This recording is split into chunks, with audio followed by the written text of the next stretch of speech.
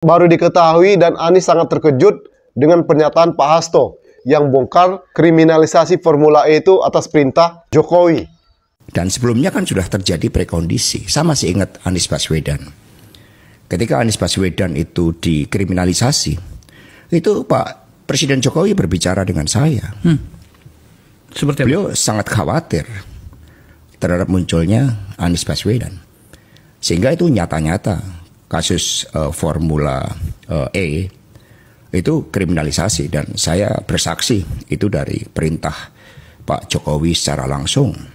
Ketika Pak Hasto cerita, saya terkejut karena baru pertama kali mendengar secara langsung Hasto menyatakan terbuka seperti itu. Kaget.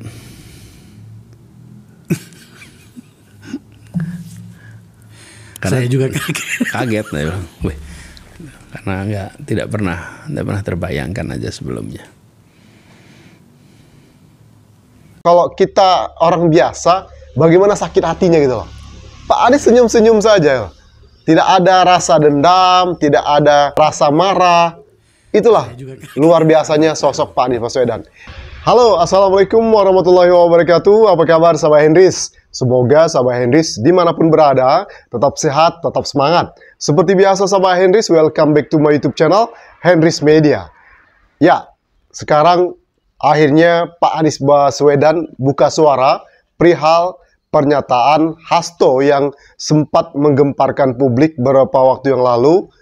Di situ Hasto mengatakan kalau Anies Baswedan dikriminalisasi Formula E. Nah, itu atas perintah Jokowi.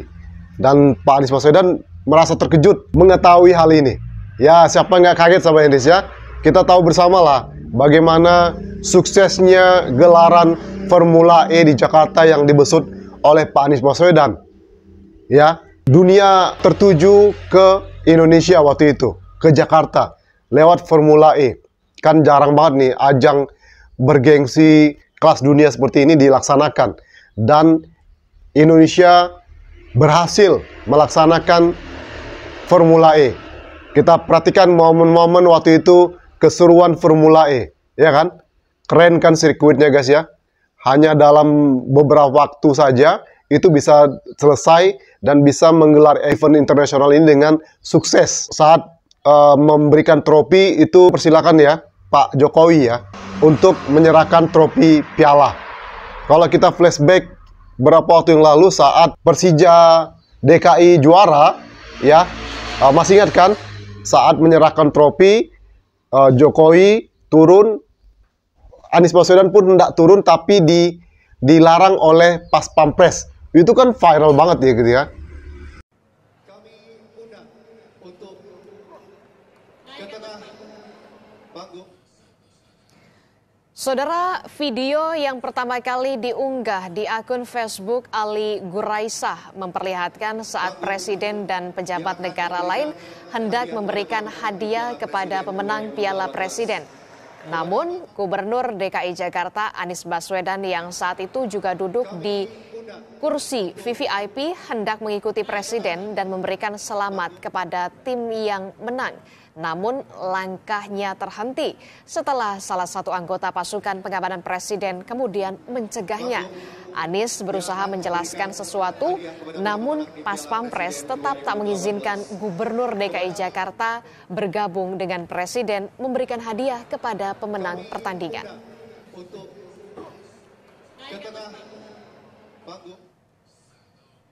Nah, sekarang malah tidak. Ya, di Formula E yang dibuat oleh Pak Anies Baswedan dipersilakan, monggo istilahnya kalau orang Jawa bilang. Luar biasa besar hatinya Pak Anies Baswedan. Walaupun waktu menyerahkan trofi Persija DKI, Persija menang waktu itu, Pak Anies dilarang. Sekarang Pak Jokowi dipersilakan malah menyerahkan trofi. Begitu besarnya hati Pak Anies Baswedan ya. Melihat suksesnya Formula E yang kemarin dilaksanakan, sukses, kemudian juga dikabarkan untung besar ya di ajang Formula E. Tahu nggak sahabat Hendris, sosok Giring Niji ya, waktu itu sebagai ketua PSI, Partai Solidaritas Indonesia, datang ke tempat itu ya masuk ke dalam lumpur. Ya istilahnya nyinyirin gitu lah. Apakah ajang ini akan bisa terlaksana atau tidak? Itu kan viral videonya ya. Ya Allah, ya Allah. Duh, kaki gue masuk lagi. Aduh. Kok bisa tinggal 5 bulan lagi Formula E sirkuitnya masih seperti ini? Kok bisa dana sebesar, susah banget, 1,5 triliun uang rakyat, 1,5 triliun disia-siakan dengan cara yang seperti ini? Ya, gue gak habis pikir ya. Uang warga Jakarta diambur-amburkan begini. Terus proyek ambisius buat nyapres ini semoga tidak merugikan uang pajak. Ya Allah. Ya Allah. Duh, kaki gue masuk lagi. Aduh. Gak, gue nyangkut guys. Tolong dong. Gila nih. Tangannya lembek abis. Kayak begini bisa jadi sirkuit apa enggak nih? Aduh. Kayunya gue taruh sini ya. Oh iya, dipijak, jadi pijakan. Tapi dia stuck di situ sih. Memang harus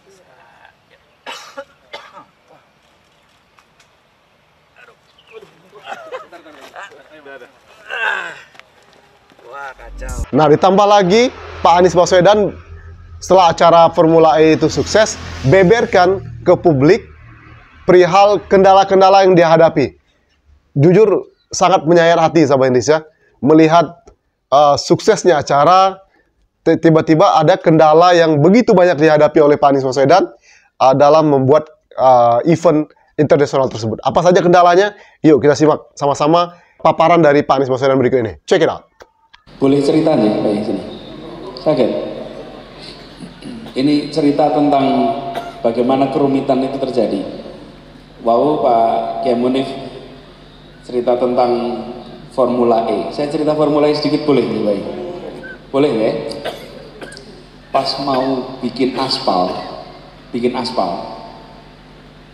saking kita itu diblok sama semua, penjual aspal itu tidak mau menjual aspalnya. Lo coba gimana? Kita mau beli loh ini, bukan minta sumbangan loh. Kita ini mau beli, yang punya itu tidak mau menjual. Dan semuanya juga bilang, minta maaf sekali, kami nggak berani jual. Nggak bisa jual. Nah, apa itu bukan aspal polos, aspal yang sudah dicampur. Panjenengan sedaya pasti tahu apa semen yang dicampuran kalau untuk cor-coran itu kan sudah dicampur semen, pasir, batu. Nah, ini aspal yang sudah dicampur begitu, itu tidak mau dijual. Jadi insinyur-insinyur yang mengerjakan itu harus membuat sendiri, beli aspal curahnya yang lengket itu, cari pasirnya, cari limnya, cari batu kerikilnya, semua cari sendiri-sendiri, terus diaduk sendiri untuk jadi aspal untuk dipasang. Lah itu beli limnya aja harus ke Jerman, karena ada spesifikasinya khusus, karena ini aspal untuk balapan mobil, bukan aspal untuk di jalan-jalan biasa. Mencari lalu tidak punya molen untuk ngaduk aspal, yang punya itu molen untuk ngaduk semen, nggak punya molen untuk ngaduk aspal. Dicarikan semua, waktunya mepet, hitungan kita tidak mungkin nyanda untuk membangun seluas itu, sepanjang itu. Semua kerja siang malam mencari campurannya, mencari komposisinya itu. Akhirnya ditemukan semuanya, dikerjakan, dan ketika mengerjakan 3 molen rusak. Karena molen itu biasa dipakai untuk semen, dipakai untuk aspal, lebih lengket daripada semen. Ngaduk itu rusak. Sampai 3 kali molen raksasa itu. Jadi bukan molen kontraktor kecil itu. Molennya itu kira-kira sebesar tenda ini. Molennya itu jebol 3 kali. Dah, akhirnya dipasang, digelar, selesai. Ketika sudah selesai, datanglah tim dari Inggris menilai aspalnya. Kita semua deg-degan karena aspal ini campurannya bikin sendiri. Perhatikan ya sahabat Indonesia, begitu luar biasanya hati seorang Pak Anies Baswedan ya. Bagaimana kendala yang dihadapi, walaupun beliau tahu kendala yang dihadapi itu disebabkan oleh apa, ya kan? Nah, tahu kan? Tapi saat momen acara dipersilakan loh Jokowi untuk menyerahkan trofi piala. Dan sekarang pun setelah mengetahui dari pernyataan Hasto, nggak tahunya apa, setelah sukses secara tersebut malah baru diketahui dan Anies sangat terkejut dengan pernyataan Pak Hasto yang bongkar kriminalisasi Formula E itu atas perintah Jokowi. Inilah kejanggalan yang ada di pelaporan kasus Formula E. Formula E ini kan sebetulnya banyak orang menduga dan juga banyak bukti-bukti yang disampaikan. Itu kan lebih banyak unsur politiknya, bukan penegakan hukum murni, tapi upaya kriminalisasi terhadap Pak Anies. Nah, di kasus Formula E itu kan tidak ada audit BPK, tidak ada audit BPK yang menatakan janggal, karena 2 kali audit juga aman-aman saja. Kemudian yang kedua, tidak ada peristiwa tangkap tangan. Yang ada hanya ada orang yang sengaja menghembuskan kecurigaan, ya, dan kemudian diterima oleh aparat penegak hukum. Dan laporan masyarakat itu kan ada ribuan tiap bulan. Kenapa kok aparat penegak hukum milihnya yang Formula E? Ini kan juga sebuah pertanyaan sendiri. Anda bisa pastikan nggak dalam wawancara kita ini bahwa tidak ada 1 rupiah pun yang mengalir ke kantong Anies Baswedan ataupun ke jajaran Pemprov DKI dari proyek Formula E, dan tidak ada pelanggaran maladministrasi yang dilakukan oleh Anies Baswedan dan juga Pemprov DKI dalam kasus Formula E. Anda bisa jamin itu, Pak Anies? Ya, begini, dalam semua sifat penuduhan, yang harus membawa bukti adalah yang menuduh, bukan yang dituduh. Di mana-mana itu kalau Anda menuduh, Anda bawa bukti. Habis energi semua orang kalau semua orang yang dituduh harus bawa bukti. Habis energi kita. Jadi yang harus bawa bukti adalah yang menuduh. Kalau Anda tidak bisa membuktikan tuduhannya, tidak bisa membawa bukti, ya batalin tuduhan itu. Jadi kalau Anda bisa seorang membuat tweet, ini ngambil uang sekian, bawa dong buktinya. Kalau Anda tidak bawa buktinya, jangan. Kalau tidak, semua orang kita bisa terima 10 tuduhan. Kita habis energinya membantahi semua. Gini, saya jalan saja. Bismillah, tawakkalallah. Bila Anda mengatakan saya ambil uang, habis saya tunjukkan. Bila tidak ada buktinya, maka tuduhan Anda batal. Jangan dibalik. Setiap orang yang dituduh harus memberikan pembuktian. Tapi saya tidak pernah terima. Dan memang ini adalah sebuah proyek untuk Indonesia yang kita berurusan dengan lembaga internasional yang memiliki reputasi, dan jangan membayangkan mereka beroperasi di negeri yang accountingnya masih bermasalah. Mereka itu beroperasi di negara yang aturan pembukuan, apalagi kalau sudah masuk ke dalam stock market, mereka itu punya peraturan yang sangat ketat. Tentu di sana juga masih ada korupsi, tapi jangan dibayangkan seperti ini proyek-proyek yang serba mudah untuk hengki-pengki. No, ini angka besar, ini nilainya besar, ini adalah reputasinya tinggi. Karena itulah kita jaga governance-nya dengan baik dari awal. Buat Nana tahu ya, semua rapat kita ada rekamannya. Semua rapat kita. Jadi bisa dibuktikan ya, Pak? Bukan hanya bisa dibuktikan, artinya nggak ada yang ditutup-tutupi. Kalau rapat itu ada yang tutup-tutupi, nggak usah pakai rekaman, nggak usah. Gitu. Tapi kalau nanti ada yang memaksakan, invisible hand kemudian memaksakan bahwa statusnya harus naik ke penyidikan, dari penyelidikan, dan Anda harus bertanggung jawab sebagai orang yang kemudian memegang proyek Formula E, bagaimana? Kalau tidak ada pelanggaran, ya tidak ada yang bisa dipaksakan. Anda meyakini tidak akan ada pemaksaan? Saya meyakini bahwa semua yang berada di KPK itu akan bekerja sesuai dengan aturan yang ada. Dan saya yakin mereka ini orang-orang berintegritas. Karena itu mereka bawa nama KPK. Jadi ada batas di mana segala macam tekanan itu, apapun tekanan itu, akan terhenti ketika integritas itu terjaga. Dan saya percaya itu ada. Mas Anies, Anda korupsi nggak di Formula E? Jawaban Anda apa? Tidak. Tidak korupsi. Anda punya keyakinan bisa membuktikan kelak kalau ada orang yang ingin atau yang membawa bukti-bukti? Tidak ada korupsi sama sekali. Saya tidak melakukan korupsi dan itu bisa dilihat dari semua laporan yang ada. Keyakinan orang-orang yang berseberangan dengan Anda atau yang mengkritisi Anda bahwa memang ada korupsi di Formula E ini. Ketika ada sebuah kegiatan yang menggunakan keuangan negara, maka kegiatan itu harus bisa dipertanggungjawabkan dan harus kemudian dilakukan audit oleh auditor negara. Auditor negara ini yang kemudian nanti akan memeriksa apakah semua kegiatan di sini itu sesuai dengan ketentuan atau tidak, termasuk di dalamnya bila ada praktek penyimpangan atau tidak. Siapa auditornya? BPK.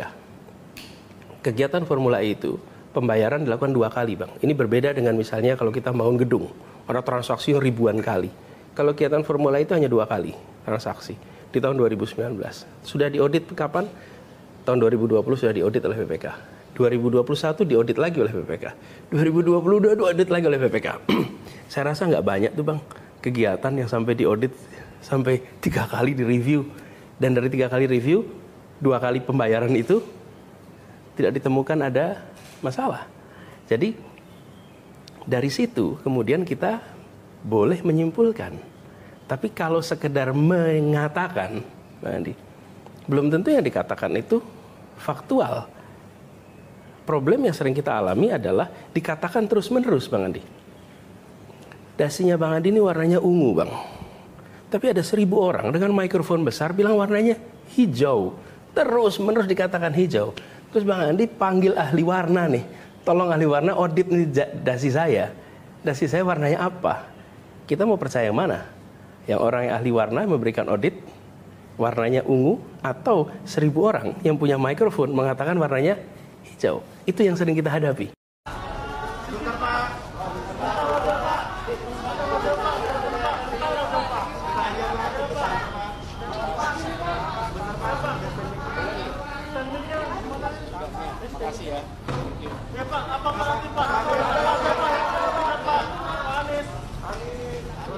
Bagaimana coba kalau kita orang biasa, bagaimana sakit hatinya gitu loh.